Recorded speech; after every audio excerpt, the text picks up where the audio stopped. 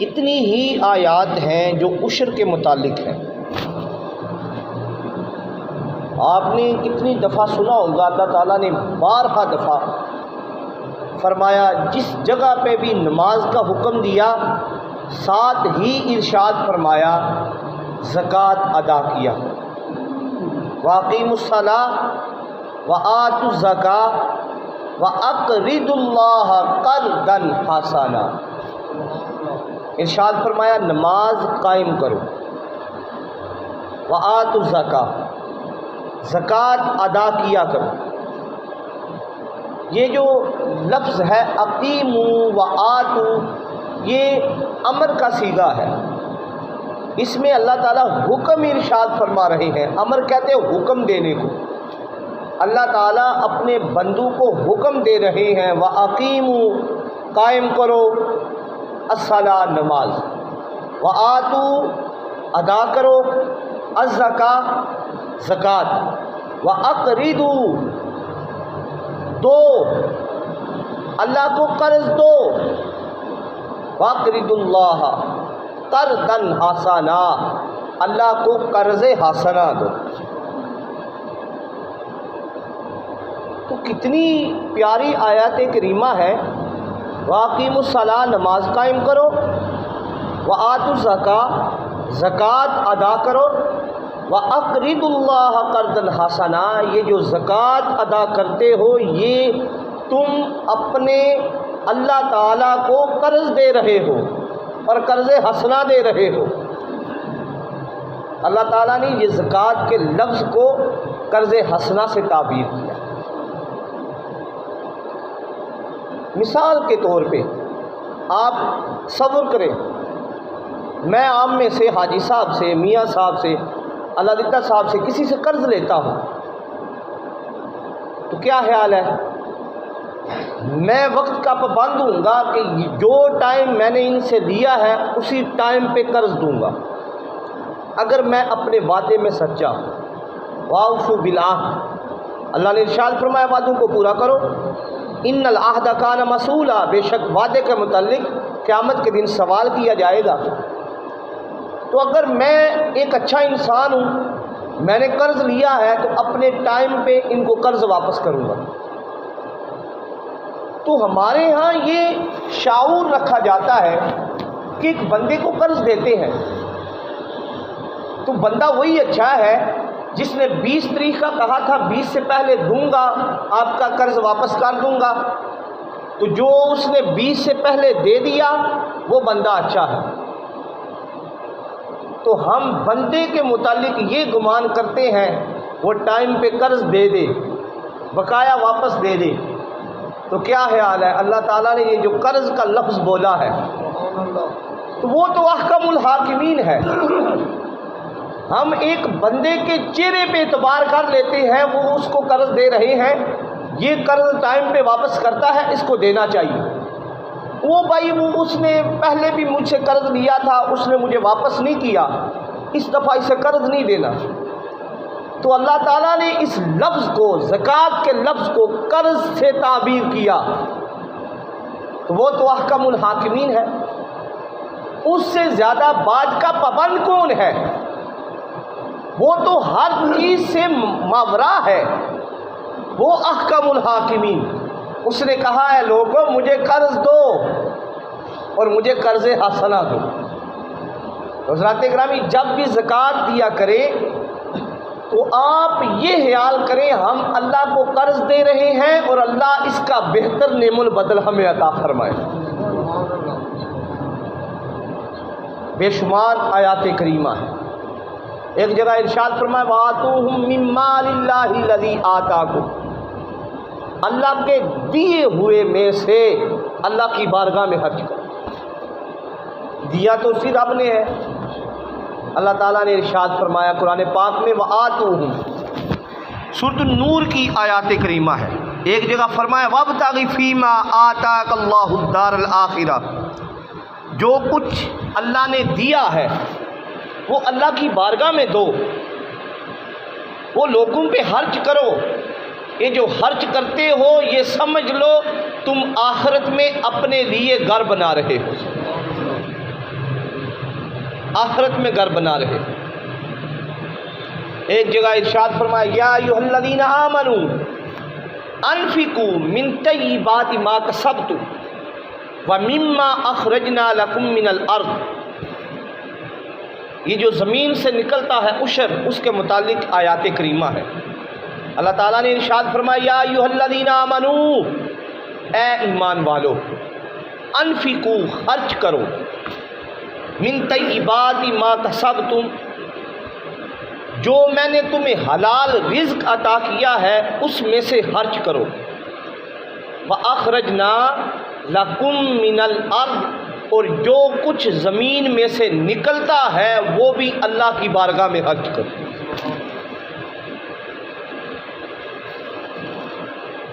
ایک جگہ ارشاد ہوا اللہ تعالیٰ کا قرآن پاک میں نے پہلے کہا بے شمار آیات کریمہ ہیں جو زکوٰۃ کے متعلق ہیں۔ جہاں بھی اللہ نے نماز کا حکم دیا اکثر میں اللہ نے ارشاد فرمایا، اللہ تعالیٰ نے وَأَقِیمُوا الصَّلَاةَ وَآتُوا الزَّکَاةَ، نماز قائم کرو، زکوٰۃ ادا کرو، نماز قائم کرو، زکوٰۃ ادا کرو۔ اللہ تعالیٰ نے ان دونوں کو اکٹھا بیان کیا، نماز بھی قائم کرو اور زکوٰۃ بھی دو۔ ارشاد فرمایا وَآتُوا حَقَّهُ، 8ویں پارے میں ربع کے قریب اگلی آیات کریمہ ہے وَالَّذِي أَنشَأَ جَنَّاتٍ مَّعْرُوشَاتٍ وَغَيْرَ مَعْرُوشَاتٍ وَالنَّخْلَ وَالزَّرْعَ مُخْتَلِفًا أُكُلُهُ وَالزَّيْتُونَ وَالرُّمَّانَ مُتَشَابِهًا وَغَيْرَ مُتَشَابِهٍ كُلُوا مِن ثَمَرِهِ إِذَا أَثْمَرَ وَآتُوا حَقَّهُ يَوْمَ حَصَادِهِ، اللہ کا حق اس کی بارگاہ میں دو،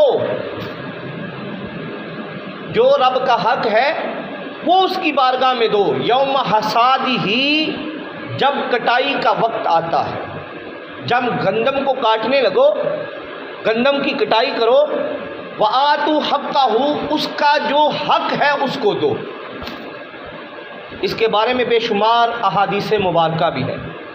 آگے فرمایا ولا تسرفوا، اس کے جو حد ہیں ان سے تجاوز نہ کرو، انہ لا یحب المسرفین، وہ بے شک حد سے تجاوز کرنے والوں کو پسند نہیں کرتا۔ ایک جگہ ارشاد ہوتا ہے والذین یکنزون الذھب والفضة ولا ينفقونها فی سبیل اللہ فبشرهم بعذاب علیم، وہ لوگ جو سونے کو جمع کرتے ہیں، جو چاندی کو جمع کرتے ہیں، ولا ينفقونها فی سبیل اللہ، اللہ کے راستے میں خرچ نہیں کرتے، فقراء کو نہیں دیتے، مساکین کو نہیں دیتے، غریبوں مسکینوں پہ خرچ نہیں کرتے، مدارس میں نہیں دیتے، جو لوگ ضرورت مند ہیں ان کی ضروریات کو پورا نہیں کرتے، ارشاد ہوا فبشرہم بعذاب علیم۔ آپ سارے عقل مند بیٹھے ہیں، آپ مجھے بتائیں خوشخبری اچھی خبر کی ہوتی ہے یا بری خبر کی ہوتی ہے؟ اچھی خبر کی، لیکن اللہ تعالیٰ نے غصے کا اظہار فرمایا فبشرہم بعذاب علیم، جو اللہ کی راہ میں خرچ نہیں کرتے ان کو دردناک عذاب کی خوشخبری دے دو۔ اللہ تعالیٰ نے اتنے غصے کا اظہار فرمایا۔ حضرت ابو ہریرہ رضی اللہ عنہ آپ ارشاد فرماتے ہیں حضور صلی اللہ علیہ وآلہ وسلم نے ارشاد فرمایا کہ جو بندہ زکوٰۃ ادا نہیں کرتا اس کی قبر میں اللہ تعالیٰ سانپوں کو پیدا کر دیتا، اور اس کی قبر میں اللہ تعالیٰ ایک گنجے سانپ کو بھی پیدا کر دیتا۔ یہ حدیث مبارکہ ہے اسی کے متعلق کہ قبر میں سانپوں کا پیدا ہونا۔ حضرت عبداللہ بن عباس رضی اللہ عنہ آپ راوی ہیں، آپ فرماتے ہیں آپ کے زمانہ مبارک میں یہ واقعہ ہے کہ آپ کے زمانہ مبارک میں ایک امیر آدمی وفات کر دیتا ہے، وفات پا جاتا ہے، اس دنیا سے کوچ کر گیا۔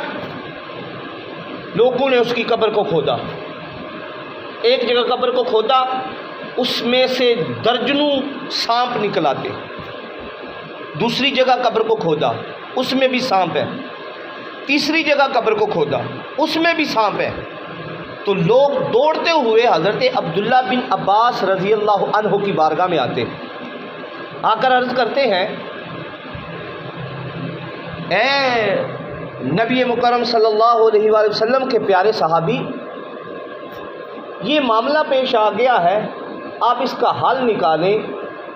ہم نے اس بندے کو دفن کرنا ہے، لیکن جہاں بھی اس کی قبر کو کھودتے ہیں وہاں سانپ ہی سانپ ہے۔ آپ خود اپنی اندازہ لگائیں، ہم ایک بندے کی قبر کو کھودتے ہیں، آگے سانپ ہے، دوسری جگہ کھودے وہاں بھی سانپ، تیسری جگہ قبر کو کھودے وہاں بھی سانپ۔ آپ جائیں گے پیر صاحب کے پاس چلے جائیں گے، کسی بڑے عالم دین کے پاس چلے جائیں گے، جا کر پوچھیں گے ہاں جی جناب مسئلہ کیا ہے، مسئلہ کیا ہے؟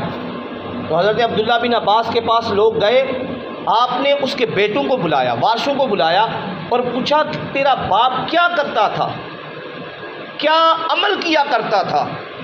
تو انہوں نے عرض کی کہ یا حضرت میرا باپ جو ہے باقی تو وہ نیک کام کیا کرتا تھا، لیکن جب بھی وہ زکوٰۃ کی باری آتی وہ زکوٰۃ ادا نہیں کرتا تھا اور فقیروں کے ساتھ اچھا سلوک نہیں کیا کرتا تھا، غریبوں مسکینوں کو نہیں نوازتا تھا، ان کو مال میں سے حصہ نہیں دیتا تھا۔ تو حضرت عبداللہ بن عباس رضی اللہ عنہ نے ارشاد فرمایا کہ حضور کی حدیث مبارکہ ہے کہ جو بندہ زکوٰۃ کو ادا نہیں کرتا اس کی قبر میں اللہ سانپوں کو پیدا کر دیتا ہے۔ تو اللہ تعالی ہمیں اس دردناک عذاب سے بچائے، اور جو لوگ صاحب نصاب ہیں اللہ تعالیٰ ان کو زکوٰۃ کی ادائیگی کرنے کا ان کو توفیق عطا فرمائے۔ عشر کے متعلق اللہ تعالیٰ نے جو زکوٰۃ کا حکم دیا ہے یہ 4 طرح کی زکوٰۃ ہے، یہ نہیں صرف جس پہ سال کا گزر جانا وہ زکوٰۃ ہے۔ ایک تو ہے ایک بندے کے پاس 7.5 تولے سونا ہو گیا، 1 سال گزر گیا، یا اس کے برابر رقم ہو گئی، یا جس کے پاس 52 تولے چاندی ہے یا اس کے برابر رقم ہے، اس پر سال کا گزر جانا، ایک تو یہ زکوٰۃ ہے۔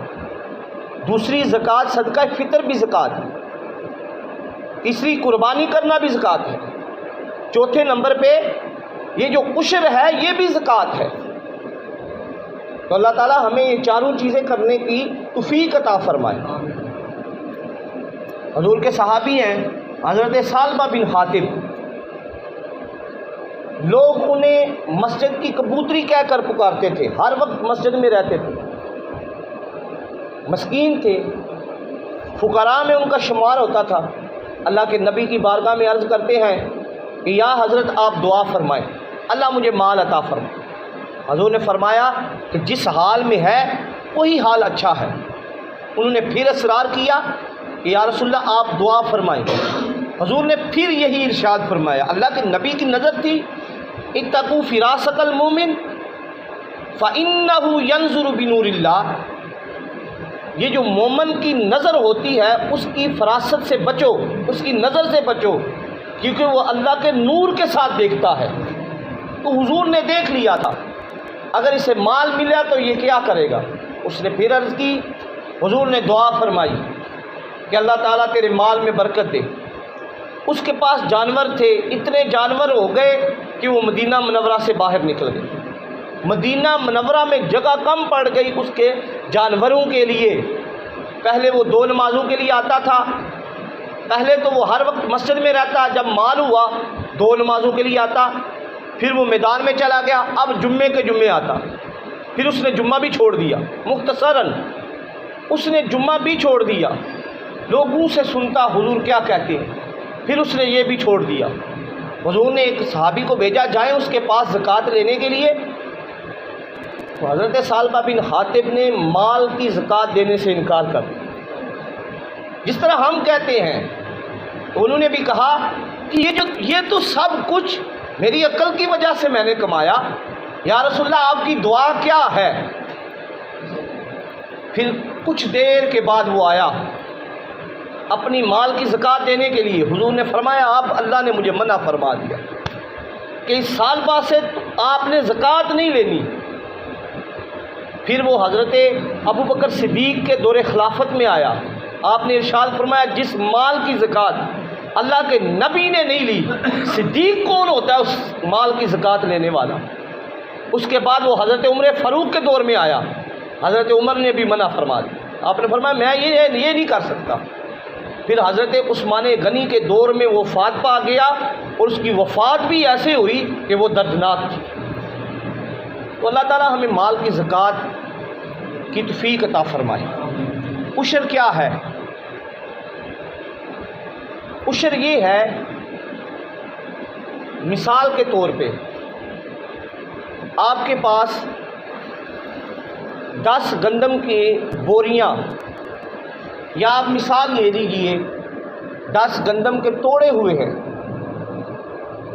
اگر تو وہ جو پانی ہے، 3 پانی ہوتے ہیں یہ جو لگائے جاتے ہیں گندم کو، اگر 2 پانی ایسے ہوئے کہ آسمان سے بارش نازل ہوئی اور آپ کو لگانے نہیں پڑے، اگر 3 ہو گئے، 2 کا حکم ہے، 2 سے زیادہ ہوئے تو وہ بارش کے زمرے میں آئے گا، اللہ کی طرف سے بارش ہوئی، وہ ہو گئے تو آپ نے 10 توڑوں میں سے 1 توڑا اللہ کی راہ میں دینا۔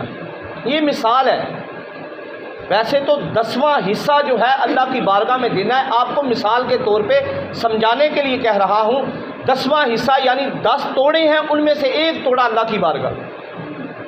اگر تو اللہ کی طرف سے بارش نازل ہوئی ہے، آپ کو پانی لگانے کی زحمت نہیں اٹھانی پڑی، اگر یہ ہوا کہ آپ نے ٹیوب ویل لگایا، پانی اس سے سیراب کی اپنی فصل کو، تو 20واں حصہ اللہ کی بارگاہ میں دینا، لیکن اس کی بھی مقدار جو ہے وہ کثرت پہ ہوگی۔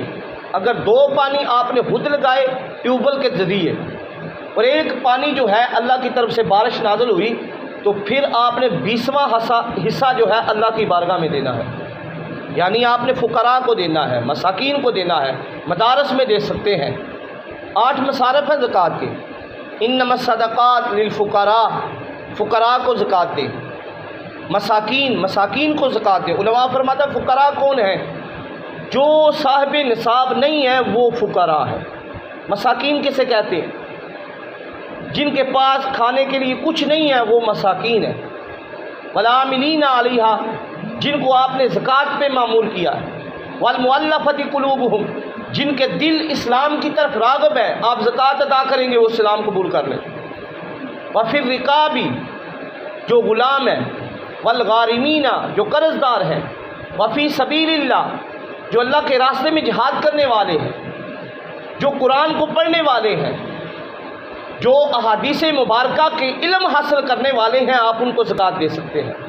وابن السبیل، اور جو مسافر ہیں ان کو زکوٰۃ دے سکتے ہیں۔ اللہ تعالی ہمیں زکوٰۃ ادا کرنے کی توفیق عطا فرمائے۔ حضرت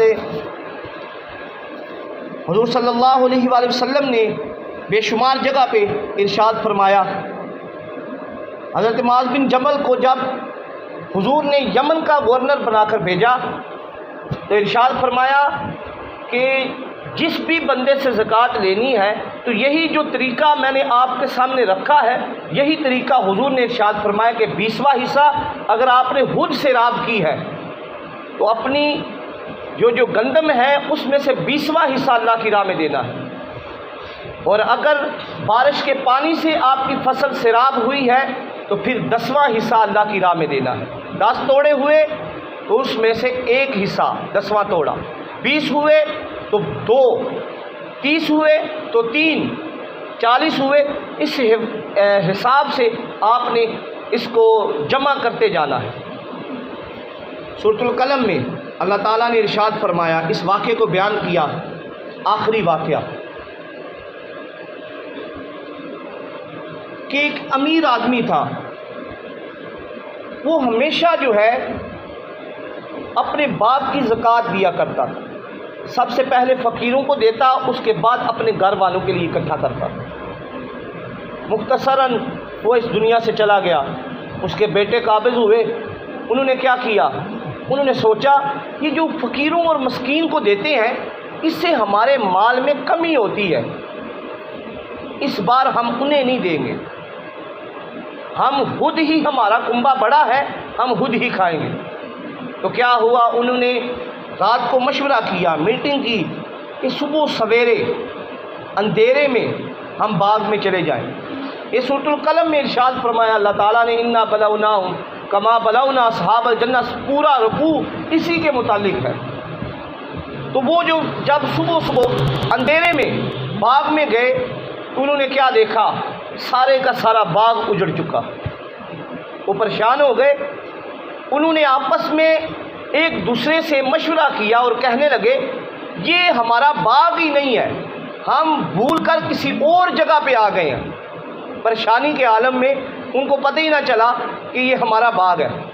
سارے کا سارا جو ہے اس میں آگ لگ چکی ہے، سارا اجڑ چکا ہے۔